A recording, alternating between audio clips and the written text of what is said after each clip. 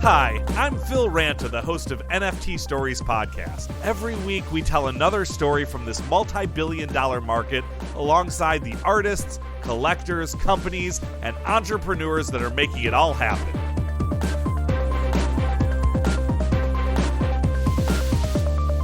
The year was 1990, and I, 8-year-old Phil Ranta, was going through my regular Friday night routine at Blockbuster of renting a Nintendo game that I could play non-stop until school on Monday, or at least as much as possible before my brother booted me off the system so he could play Tecmo Super Bowl. Now, when you're 8, decision-making tactics are a bit different. I knew I liked Mega Man. I knew Mega Man games had a frame around the box with a red Capcom logo at the top. So when I saw a box with the same logo, I assumed it had to be decent. That game? Yo Noid, the game based on the Domino Pizza mascot. It was fine. I probably went out and played with the neighbor kids, sadly. But Domino's knew what they were doing. Kids were playing Nintendo all day, every day. Kids eat a lot of pizza. Get them to play a branded game, and maybe they'll spend more time telling their parents to order Domino's instead of Pizza Hut due to the Teenage Mutant Ninja Turtles relationship. And now we have a metaverse, where the promise is the dynamism and real-time interaction of social media with the stickiness of gaming. So, much like Domino's in 1990, the brands want to stay in front of this trend. We've seen Taco Bell drop an NFT collection. We've seen Nike sell virtual shoes, and Samsung building stores in Decentraland. I wanted to figure out how you even start to talk to a brand about this. Is it all about the press? Do they goal against it like digital marketing? And who actually builds this stuff? Our guest, Christopher Neff, that's who. As the VP of Creative Technology and Innovation at the community, he guided Samsung 837X, a Decentraland experience with games, NFTs, and a lot of buzz. So avoid the Noid, but don't miss this conversation.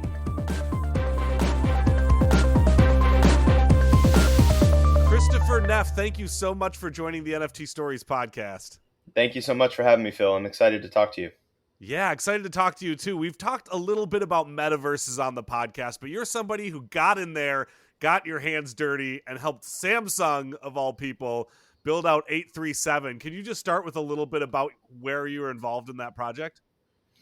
Yeah, no, for sure. I mean, my involvement, so I work at the community and I run innovation there, creative technology, and I creative lead projects of all sort of disciplines. Web3 has sort of become my home the last year. So building things like Samsung 837X, building things within the metaverse, NFT projects, stuff like that has become now, I think, a big part of what I do. And getting involved in this one specifically, Samsung works across our Publicis group. So there's a lot of sort of key players, a really good foundation that's being built within the group itself. I was pulled in as a specialist to help bring a metaverse property to life for Samsung. We didn't know at the time when we were going to do it. We didn't know what we were going to do it in, but it was a bit of a kind of a fun experiment to sort of put some different minds together across the group, led through Constellation, which supports Samsung through Publicis. And I came in to just sort of advise and say, okay, like, what do we want to build? How can we do something spectacular? Where should Samsung show up? And then obviously we had a little bit of, very specific nuance. And do we do something in more of a Web 2 metaverse, i.e. a Fortnite creator, Roblox, or do we go Web 3? Do we go sort of bigger, more spectacular, bold, ambitious? This is back in November. So this was prior to Thanksgiving. So it was really just around when Nike Land came out and Roblox, still really the only thing done in Decentraland at that point, aside from obviously some smaller stuff and was the Coke, the Coke event that they did with the different NFT drops. So we sort of looked at that as like, okay, Decentraland we love. Can we do this? Can we make this work? So that was just sort of a little bit of what was going on at the time as we sort of all came together to rally behind to create something for Samsung. Yeah, now you're starting to see, I mean, you were very early, but you're starting to see a lot of brands announce their Sandbox play, their Decentraland play. But you had the advantage of Samsung 837 actually being a thing, right? You did 837X, but 837 is a really cool store in New York City. It's Yeah. kind of like for those who haven't seen it, it feels like a place where you can take selfies and look really cool, right? There's just kind of like the cutting edge innovation of Samsung, and then it's also built for like Gen Z to go in there and feel like they're having an experiential thing that's going on. So how much inspiration did you draw from that New York based store in order to build 837X? We took a lot of inspiration from it. So Samsung 837 is this cultural brand center in the meatpacking district of New York. It is actively refreshed. There are really cool installations, experiences. People work in there. Live shows are done in there. There's a two-story theater. There's a spot where DJs spin. There's all kinds of interesting dynamics to just the space itself. So from our perspective, I think where we started this was how do we kind of redefine cultural experience for the brand, looking at, the metaverse and Web3 as a potential way to do that. But certainly we wanted to pull aspects of 837, certainly from like its intention and what it represents. But what we didn't want to do was just recreate it. We didn't want people to just walk into 837 in the metaverse and just feel like they walked into the meatpacking district. We maybe wanted you to sort of feel that way on the outside and the facade. But Samsung's very bold, very ambitious. The clients are amazing, and they wanted to push the envelope. So they got really behind. I think all of us came together and we said, hey, let's give the metaverse audience something different. They're going to want something different. So let's really, when they walk through our doors in our virtual world, we want them to feel something very unexpected, something that they wouldn't believe Samsung would sort of give them, make that spectacular, make that, driven with prizes and cool drops and wearables and things like that. But it was inspiration sort of from the start, playing off of how 837 was, part of the brand culture, associated with experience, and then sort of redefining brand experience through that lens. The toughest part about building in Decentraland is it is pretty core crypto, right? They're core Yeah. blockchain. So there are people who understand Roblox and Minecraft who have millions and millions of users every day, whereas you're going to something like Decentraland, which notably has less users. However, it's more on the cutting edge of where things are going or where the expectation of things are going. So was the core calculus of this that you wanted to reach out to this really new Web3 smaller community than a Roblox or Minecraft, but one that you felt like had more impact with a brand like Samsung? Was that what you were thinking at the time? Yeah, it was definitely played into the thinking. So if you look at Samsung sort of at the time, going back before CES, because we really built this thing in like under 5 weeks. So going back to Wow. Thanksgiving and then fast forward a few weeks, there was an announcement that the Frame TV would have NFT integration. So that was a really big deal at the time because and amazing television with NFT integration, everybody was like, wow, like Samsung gets it. And they do, and they're usually a first mover from those types of things. So to kind of look at that now out in the world, people saying like this is super cool, to then capitalize on kind of that Web3 wave or that Web3 momentum to build something in Decentraland and deploy it a few weeks later at CES. There was a really good message where it was like Samsung wants to play, with this technology for this audience, and I think you mentioned earlier, like, yes, there are definitely first mover advantages, but also a lot of risks in doing the Sure. biggest, boldest, most ambitious thing in Decentraland. So we had to do that as well, right? We had to think about like, well, how do we get this right? Really trying to understand the audience psychology very quickly. Understand, even the patterns and the amount of users in Decentraland are not the same. It is not apples to apples with the Roblox or Fortnite, right? We are talking about a very vast difference because, using a MetaMask wallet, using a wallet connect for Decentraland, not a lot of people have gone through that process. Like, yes, in Web3 land, everybody, we think it is easy, right? It is easy in terms of getting a MetaMask wallet and connecting to a Decentraland. But a lot of the user experience norms still in Web3 are not easy. They are not frictionless. And that is sort of a big problem where I think a lot of people have sort of halted adoption, or they've said, this isn't for me. They don't necessarily want to learn the new thing, or they've kind of carried those stigmas that exist within, whether it's token space, crypto space. Maybe they're not really into the financial side, and then they sort of bring those stigmas into this experience side, which couldn't be any more different than decentralized finance, but yet it's carrying sort of a stigma of like, no, I don't really trust NFTs. I don't trust the money.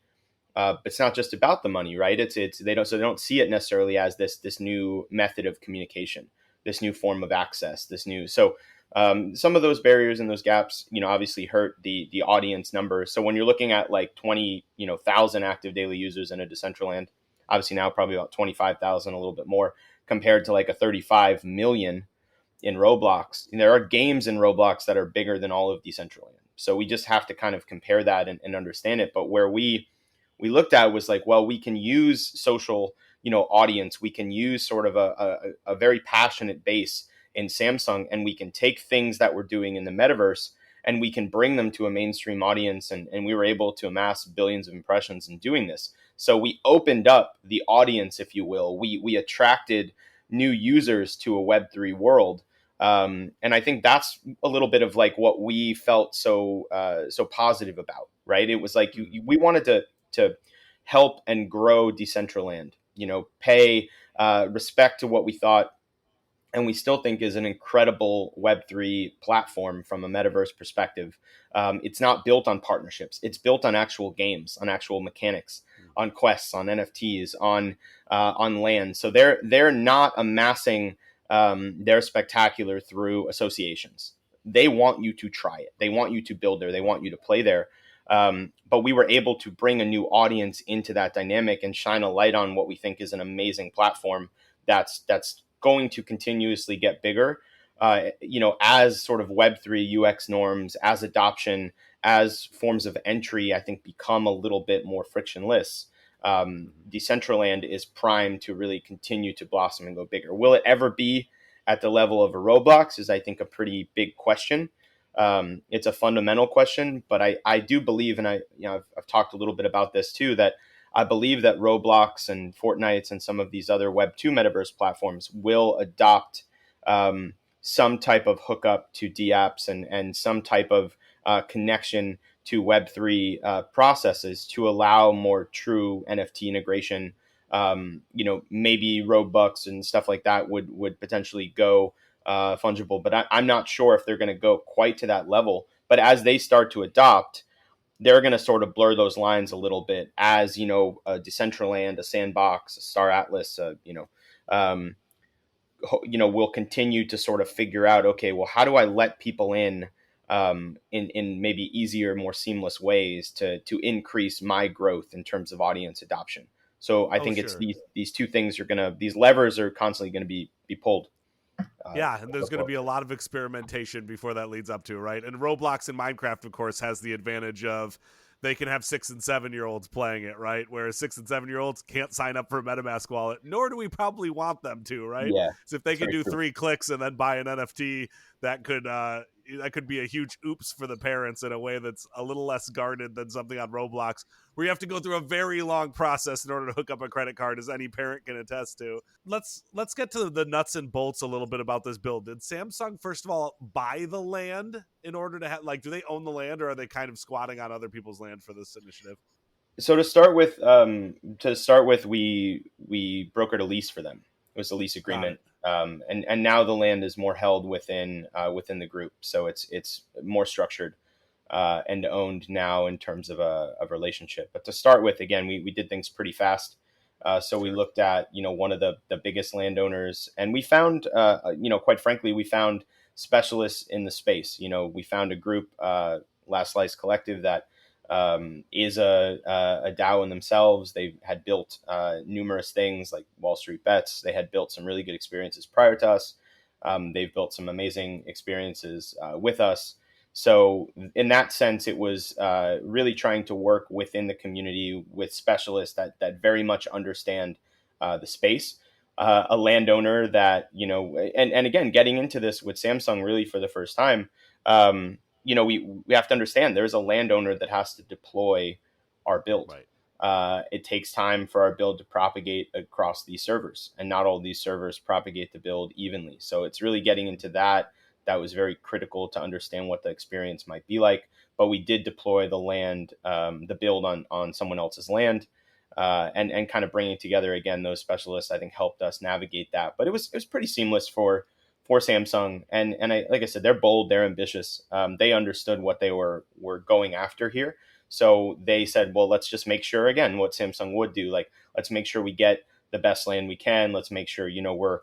we're being proper about how we propagate a build, really understanding all of those sort of technological hurdles that we had to cross. It was a hand holding throughout, and it was really a positive experience, despite what were clear hurdles going through gas prices for Sure. minting Polygon NFTs, even explaining. So some of it's education, but some of it is just application and going through the process, and finding that on a day that you look to mint 150,000 NFTs, the price of gas is not what it was when you Sure. talked about it 3 weeks ago, and now all of a sudden it's like we have a gap. How do we want to work with that gap? And our gas prices with Polygon were even reflective of like things that were going on. There was a farm game that was using using Polygon, and the price of gas, the price of GUI had spiked tremendously Hmm. because of some type of like a false cap, or a non-existing cap within that game. Caused a lot of turbulence for us, and but we navigated it. We were very clear with people on social. We communicated to people both in world and out of world exactly what was going on. And I think transparency, comfort, like all the things that we sort of developed with the brand, and that the agency has developed with the brand over time, because this is a long-standing relationship, doing ambitious things. This might have been one of the most ambitious, Sure. certainly a first, but I think that relationship really helped navigate some of those things that were just unknowns at the time, and we crossed them together. Yeah, it makes sense. I mean, when Other Side was dropping, I foolishly said, oh, I'm going to pick up an ENS domain for this other thing I'm working on. And when it said $7,000 in gas fees, I went, oh, that's right. Other Side is dropping right now. Yeah. So gas fees are definitely make a joke out of us all when it starts to spike. So when somebody walked into Samsung 837 on the event day, they walk in with their avatar. What did they see? So on the event day, so we, come at it from a few different ways. So we created a Bitly link that would drop people directly at the plot in like a nice vantage point. So you would sort of see the build, the actual space builds as it would in Decentraland. When you drop in, you kind of see this more heroic kind of build. And then people could also come through Genesis Plaza. We had an event that had started, so you're able to enter that way. So there's multiple ways to come in. When you first dropped in, you really were landing in the meatpacking district, if you will, our sort of version of that, with a lot more emissives, and some more interesting some interesting architecture around it. We built like a little we had a cool little hover car. We had Last Slice Pizza in the distance. We had just some stuff that we had kind of built out, little Easter eggs or nods. But really, the beautiful facade was what was in front of you. Kind of positioned in front, but a little bit obviously to the right. Massive structure, which really was the 837 building in New York that we recreated. Again, we added some emissives, we added some numbers, we added some touches, window dressings, things like that, some signage. But for the most part, we wanted you to really feel like you had landed in our version of New York. And then you were, obviously lots of avatars around. We were really lucky that people embraced it right away. We had traffic right off the bat. We had even tutorials on how to beat the quests, probably 25, 30 minutes after we launched it. So it just Wow. showed you that people really got in, they dug it. The price of mana spiked.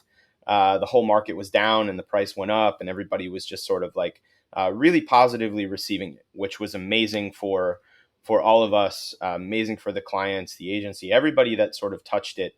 We had multiple like companies helping us sort of navigate the Web3 stuff. So there was Bowie, who's a company that really like took care of, really took care of, I think, the operations, if you will, the production. And then we had Last Slice, as I noted, which really like understood the land, understood how to build. And that facade is what you saw. And then again, when you walk through the doors, that's when I think the real, surprise and delight occurred from that point on. And tell me, you dropped the quest thing. Tell me a little bit about what quests you had set up for that day for those who missed it. Yeah, so getting into understanding, okay, we needed a little bit of like ease in, and then we needed a little bit of difficulty. So we've now refreshed the space about 4 times. There's been multiple performances, things like that. But to start with, we had 4 badges throughout the space. So the first badge was really just like a door prize. So if you went in and you went to the center lobby, and once you walked through the door, now there was no ceiling, right? So the skybox is vast, it's big. You kind of feel like you're in a galaxy or space. Big rotating tunnel, like really interesting light passages, portals, things like that. So putting yourself in that space. There were 3 main worlds that we built aside from the lobby and aside from the outside facade. Each one of those worlds had a quest that you could do and earn a badge, and then the lobby itself had a badge that you could get. So just by going up and grabbing that badge, you got the entrance badge, and then you could get 3 others. We have a forest, which was really indicative of the sustainability goals of the brand. Planting 2 million trees in Madagascar. That's the brand initiative. It's definitely like a progressive brand from a sustainability standpoint, from a carbon neutrality standpoint. We wanted to indicate that, but we set the forest to have a little bit more like folklore inspired by like Korean proverbs. So it was like, how can we put mythical creatures? So in this case, it was a dragon quest. You had to find the dragon. The dragon was a water dragon, something symbolic of like a principle of life. And when you visited the dragon gave you a badge after you heard it. So in that case, you navigated to find the dragon. There was another land which was centered around connectivity, and it was a theater. So this played the CES keynote because Samsung was doing a keynote at the time for CES. This played the keynote on the big screen, and it had basically just a connectivity quest. It was all about just connecting several different light sources, these orbs, and if you did that, the badge would illuminate in the middle of the theater. And then the last room was built around customization. So customization, really like it's about customizing products, really like figuring out, your attachment to Samsung as a brand, which manifested a little later on in one of our other refreshes. But for that period of time, it was about customizing the stage. So we built this crazy 3-sided stage, all had different platforms that you could stand around. We did a live mixed reality performance. So we streamed Gamma Vibes, was a DJ from 837 in New York, into the metaverse, and then you could watch it from one of 3 stages. You'd stand on this light platform. We had like custom emotes that were set. If you were standing, you would dance automatically. But by controlling a little module underneath the stage, you'd hit some buttons, you'd be able to change the lights and things. Everybody would see it, and then that would unlock another badge for you. So those were the 4 badges, and then if you got all 4 badges, it entered you into a chance to win wearables. So we worked with a wearable creator through Last Slice called Noid, and we created 3 like very specific wearable collections, also inspired by Korean street fashion, interesting sort of facets of culture. One was like a dragon, kind of like a mythical outfit, and that happened to be our mythic collection. So there's only 10 of those. We then had like almost like cyberpunk-ish, right? That was our second collection, which was legendary. So there's only 100 of those. And then the epic collection, we minted 1,000 of them, but we distributed 800 of them to people. And that was, again, just more jacket and cool shoes. But it was great. So everybody was really excited about the wearables. We had a lot of participation in the quests. Really good sentiment, really good engagement. Like I said, there were tutorials, there were people doing it on Twitch. These quests weren't hard. Our first quests weren't hard. We've done a couple of quests since. One which was a sustainability quest, which was really hard. You had to find boxes all around the space, and we only had, I think, we had less than 1,000 people find all the boxes that they could to get like the most premium badge. And it shows you of 25, 30,000 people that played, it was like under 1,000 that could beat it. So in that case, it was a really tough one. So, Chris, Samsung now has this build in Decentraland, and you mentioned that they've done some stuff with it since the big unveiling event. Is this something that they plan on sustaining for a long time to come? To what level are they supporting it? Are you the ones directing them, or are they directing you? I'm just curious how much brands engage when it comes to a new initiative like this. Yeah, Samsung for sure is sticking around in Decentraland, and they're for sure going to stick around in the metaverse and continue to do great things in Web3. I believe that. They're very excited about the reception. I mean, this campaign has had 98% positive sentiment for them. So Wow. when you think about from a brand perspective, led to all kinds of several billion impressions, like lots of good traction, lots of noise. Because I think in a sense we got lucky to a degree too, right? Like you don't quite know how people are going to receive things, but I think we understood a few norms, and one of those norms was that the metaverse audience did not just want a recreation. They did not just want us to build the expected thing in the metaverse for them, expect them to come in, just like they're walking into the building in New York. It had to be something progressive and different. We got it, I think that right, and then we have continued to refresh it. So we did this sustainability effort around Valentine's Day, and there was a fun quest that was difficult to beat. But either way, even if you did part of it, you still got a badge. And just by getting a badge, by revisiting the forest and blowing kisses at the tree on Valentine's Day, it then unlocked a wearable, and that was a custom wearable that you got. So we tied like it into an emote. We did a 2-step walk, and then that badge, is now another one that they, users have in their wallet. We've done since then a customization quest, which actually was a partnership with PixelMind. And PixelMind has a really cool AI engine for generative NFTs. So we did a 20,000 art collection based on choices that you made in the metaverse. So there were three Cool. different paths, an animal per path, and just different things that you would collect and you would select based on sort of color preferences, textures, things that you liked. And then when you finished the paths, then it opened up like a kind of like a bit of a rainbow road from Mario Kart, sort of Sure. inspired, by, and like you went up this road into this like kind of like a concluding lobby destination, and then you were able to actually select the properties that you liked and submit to have it minted. You got a pre-reveal NFT, that one in your wallet, and then about a week later, uh, then all of a sudden we switched from pre-reveal to the reveal state, and everybody can see what their art is. And that was really all around customization. The second one was around sustainability, and the first one sort of launched all the different pillars of the brand. So we also had a Unpacked, Galaxy Unpacked, which is like their, one of their biggest events for Galaxy around the world, where they unveil, aspects of the phone, new devices. That was streamed in the theater, and we had a really big audience. I think we had about 12,000 or 13,000 concurrent users at Wow. that time across the lands. So that was a really good moment, and that was around connectivity. So I think in terms of long term, I mean, obviously Samsung has a lot of things in plan. There's great conversations happening between Publicis and them to determine sort of next steps. But there was a music. There's been a few more music performances.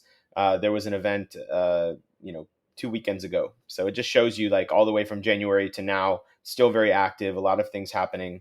The team is largely together, and then more people have sort of come on, but a lot of the same clients. So there's some new people supporting it, but certainly the same people leading it.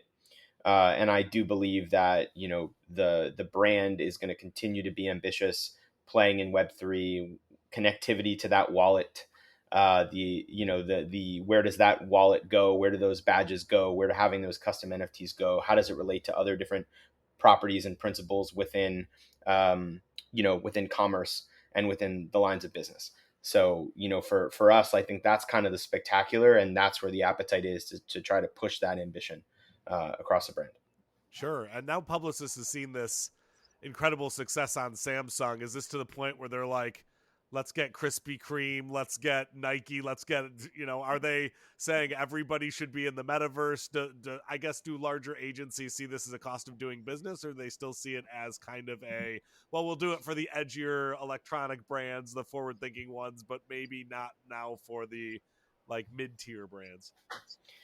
No, I believe that every brand is having those conversations, and certainly Publicis, we have so many great clients around the world, and we're a massive company. So there's a lot of conversations happening, a lot of things actively being built. But if you look at, like, not just an electronics brand, Fidelity just launched the Stack in Right. Decentraland, and we've seen car dealerships and stuff like that. You've seen banks, you've seen bars, you've seen other sort of facets. And then Fashion Week was, I think, a huge moment as well. So within the platform, so I think it's definitely a conversation that everyone is having. I think that, like, there's still where do you start? Is Web2 right for you? What audience age are you going after? What's the dynamic there? Do you go after a platform that has just a greater audience in terms of mass and numbers, to extend your reach? Or do you play in a combination of Web3, Metaverse, and social to amplify it, right? That was a bit more of our playbook. So those are the fundamental questions that you're asking every brand. We're certainly asking those. But I do believe the appetite is there. I just think that, my caution is not to, I think for users, there's no caution. Just try it out. Just Right. get in there, check it out, set up a MetaMask if you don't have one. Try out the different worlds, see what you think, see the comparison. Try Web2 worlds and try Web3 Metaverse worlds, because Metaverse is not new. Metaverse has been around for a long time. 3D worlds, people have been playing in. I think, I remember EverQuest and things like, obviously World of Warcraft, like bigger ones that followed. But these type of worlds with coexistence and gameplay have been around for a while. There's a bit of a new container. There's a new sort of shininess to the words. But you have to get in and you have to try, and you have to understand the nuance across the platforms, quite frankly, because otherwise it's very hard to guide a client into where they should play. Right? Where should you go? But I think every brand should be having those conversations, as it relates to Metaverse, as it relates to Web3. It's an interesting time because it's an inflection point in terms of the turn of technology. Web3 obviously is here. I think so many people focus on decentralization. Interoperability, I think, is probably more interesting, only because you're not really talking about decentralized brands. You're talking about very much centralized brands. But the idea that their users move around across a lot of Web2 properties and Web3 properties, the seamless sort of move and connection of data across disparate properties, like that as a function, I think, of where brands are going in Web3 is more important. And I think you need Web3 in order to get there, because you lack that fundamental connection across everything Web2. It's more, singular roads, centralized boxes. So you're not going to see the portability from a Roblox into a Fortnite, and certainly not going to see that into a Sandbox or a Decentraland. But I do believe that a brand should think about NFTs and that connection as a greater touch point, a longer road, a new form of connection. How many users and user wallets are you connected to as a brand? Because now all of a sudden, if you're connected to 200,000 wallets, you can drop 200,000 people something very specific at any given time. And that connection point has tremendous value as a communication channel, as a point of access, not just right now, but for what's to come. So it's I think the most important thing is really that for a brand to understand. And I think fundamentally Samsung understands that dynamic more than anything. And it also then helps you as a brand to know, like, we have to keep showing up. We have to Mm-hmm. keep communicating through these means. We have to continue to give things through the wallet, to lead to the next thing, to push what's next, and then hopefully grow those 200,000 or 150,000, or some brands may have 2,000, right? Right. How do you grow that into a really massive number so it becomes your sort of newest, your newest, CRM, right? Mm-hmm. It's that is the database, that is the point of connection. Customers want to know what you're going to tell them next through a Web3 wallet, not always necessarily happening through other points of communication. So um, they're playing the long game. I'm certainly playing the long game, and I believe we have unlocked something really interesting in the Web3 space, in certainly the collision point between Web2 and Web3. I love it. So, if there's any brands listening, because I know there's a lot of people who work for brands that listen to this podcast, and they say, "Man, I would love to figure this out, but it's doing my head in. I need to talk to Christopher Neff now to figure this out." How should they reach out to you? Yeah, I mean, happy to connect on LinkedIn, and again, we facilitated the community. We have a lot of clients, a lot of reach there, and then Publicis Group has, I think they've amassed the best, biggest, baddest sort of Web3 machine and muscle that exists right now. Certainly in more of what you consider a holding company, or in a more classic space. We're balancing that right. So I'd say reach out.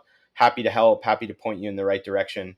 The Web3 community is one of the the most welcoming communities, and I know it doesn't always get that from an optics standpoint, and it's sad because every change and transition has people that are waiting for it to fail. And I believe that, we went obviously with .com. Everybody remembers Amazon.bomb, right? Everybody Sure. remembers the article, and everybody was sort of just sitting there waiting for this failure, this colossal failure, so that it just validated, I think, the fear. But in a sense, it's like when the community comes together, and really supports each other and communicates, and we help learn from each other's mistakes. We help support each other by connecting them to the right people. It may be that simple, that I hear you and I talk to you and I think, hey, you really should talk to this person. And that could blossom a really good relationship. I think that's what Web3 is about right now, because anybody in Web3 understands that we're in the first inning. It's still so early. It's so new. The market has not matured. I mean, it's going through this massive drop right now, which is a maturity issue, right? I think it largely is. But just like .com, just like a lot of the predecessor leaps of technology, I believe we're not even all the way up. No way. Before the dip, we have not hit the top by any means, and I believe we're probably not even halfway to the top. So the maturity is probably coming at an earlier stage than for .com in many Sure. ways, and I think it's just due to the internet, due to social. I think more so, right? Like we're able to communicate in a quicker way. So I think from my standpoint, I would say this is the best time to just sort of go out of your comfort zone, learn, talk to people, be a sponge. There are no bad questions in this space. There are no real experts in this space, Right. because it changes so much. It changes every day. I'm not an expert in this space. I am knowledgeable in this space because I am focusing my attention to become knowledgeable in this space and move fluidly between PFPs, tokenomics, and metaverse. Right? Some people just specialize and focus on one thing. I can't. I'm not able to do that because part of it's in my nature that I need to be able to sort of play in all these things. But brands are playing in all these things. So as I'm this sort of intersection between Web 2 and Web 3, it's important that I understand, the nuances of a NFT collection as much as I understand, how to build something in a Decentraland, or again, the game mechanics of a more traditional platform, and how all that sort of ladders into like social and more traditional channels, i.e., TV, online video, those kind of things, right? We saw in the Super Bowl sort of all these, traditional and untraditional worlds collide. I do believe that we are still very much entrenched in needing to understand how to move between those, and it's exciting as can be.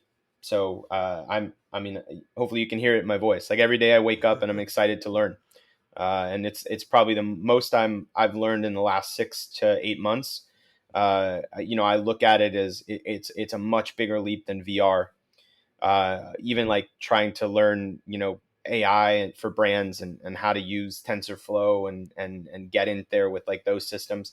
This is a much bigger learning curve than I think I've ever faced in my entire career.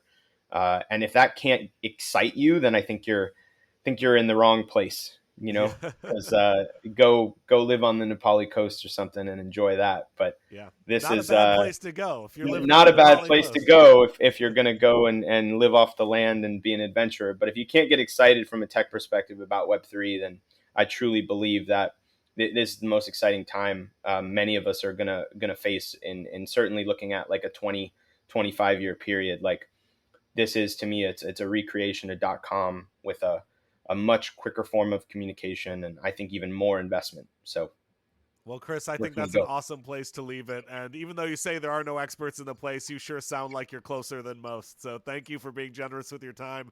We'd love to have you back in the future. Would love to, Phil. Thank you so much for your time as well. This episode of NFT Stories Podcast is hosted and produced by me, Phil Ranta. Theme music is by Mike Constantini, and we're made possible by our friends at We Are Verified. This episode has now officially been minted. See you at the next drop.